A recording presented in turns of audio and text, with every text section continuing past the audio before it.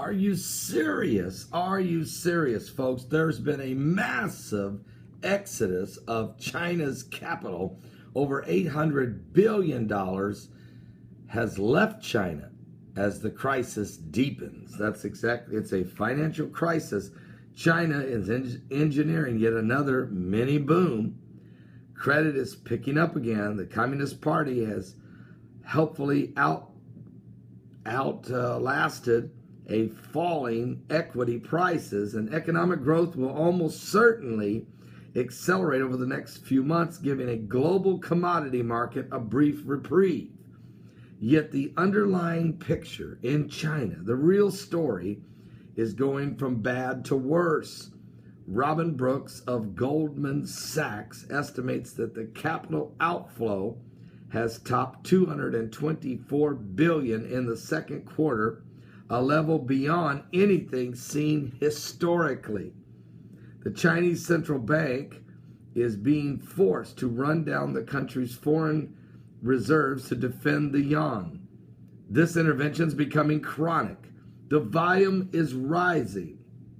Mr. Brooks calculates that the authorities sold $48 billion of bonds between March and June. Charles Dumas at Lombard Street Research says capital outflows, when we start calling it capital flight, when it's reached $800 billion over the past year. Folks, that's an incredible amount of capital leaving China. So people are taking their Chinese yuans and they are moving them into other currencies that are more stable to protect their wealth. In other words, they're moving them into the British pound, some into the euros, some into the US dollar. Some are being moved maybe into other currencies, trying to figure out ways to protect their wealth. They don't want to get in a position like Greece did. Now China's not in that position at all, but they do have an underlying serious problem. And so the amount of capital leaving, yes, the stock market may have survived, the last downturn, and they avoided a collapse and a crash because of some crafty financial reshifting and re-establishing of interest rates to set up a facade of financial strength. But the truth is, when people are pulling their money out of your nation's currency to a different currency, Houston, you've got a problem. Beijing, you've got a problem. Shanghai's got a problem. I mean, this is serious.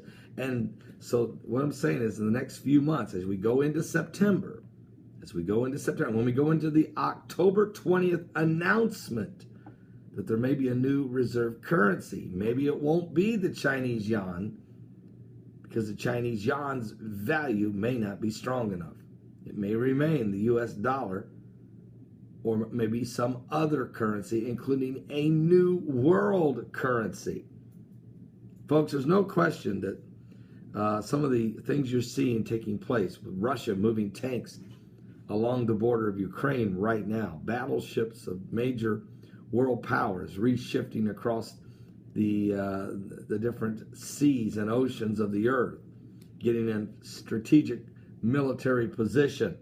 Also, the shifting of financial institutions, including the euro and the Greece crisis and all the different things taking place, is maybe an anticipation of a financial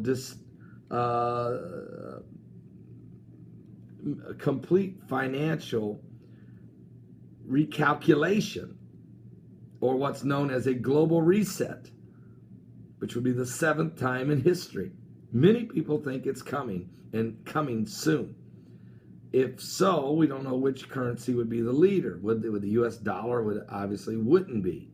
But will the US dollar survive this round and continue on into the next 3, 4, 5, maybe even through another 7-year cycle. This is going to be the question. I think we're going to get a better, clear answer about October 20th. So keep an eye on that. It does not mean any kind of a world collapse. It just, what I mean by the October 20th date means there may be a new decision on which currency leads the world. It may not be the dollar anymore, but China may not be able to get it as well because of their fleeting capital. I'm Pastor Paul Begley. Are you serious? Something biblical is going on with the signs of the second coming of Christ. The new world order will have a new world currency. And that is, without a doubt, leading you to the mark of the beast.